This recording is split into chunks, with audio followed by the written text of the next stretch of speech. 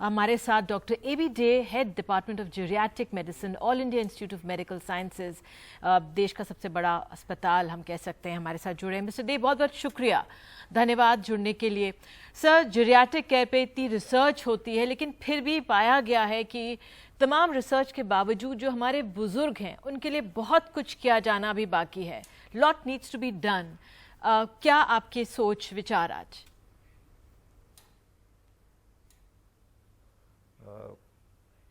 Covid के बाद, Covid से पहले भी समस्याएं तो थी ही, अब कोविड के बाद और भी समस्याएं बढ़ने वाली हैं।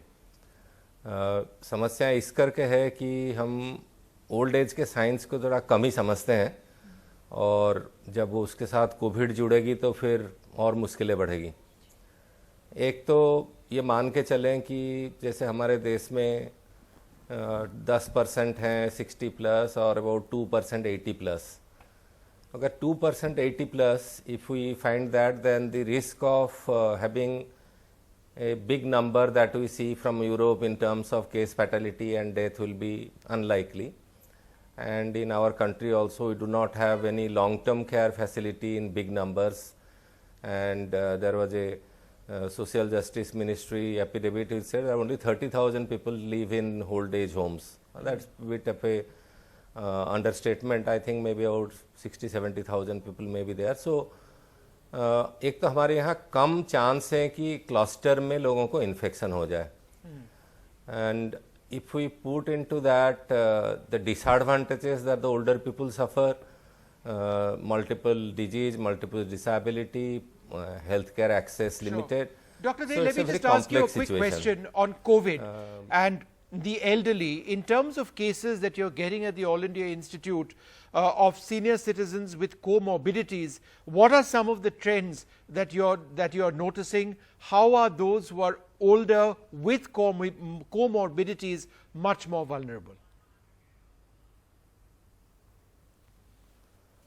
Comorbidities make older people vulnerable to all acute problems, whether COVID or non-COVID.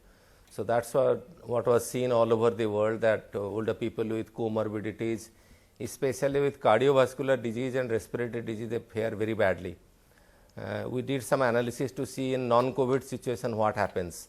So people who are very frail is not here an English word but a clinical entity, they are going to fare badly with COVID, and even in a non-COVID situation also in acute care, frail patients are not doing pretty well. So we expect that when we get large number of older patients, God forbid that doesn't happen, with COVID and underlying illnesses like cardiorespiratory disease, diabetes, organ failure, things will be difficult, and I dread to see the scenario where there are a lot of people in my clients requiring intensive care or mechanical ventilation, because our experience globally as well as our non-COVID experience is not very great. All right, Dr. Dey, thank you so much for joining us and sharing those thoughts with us. Thank you very much.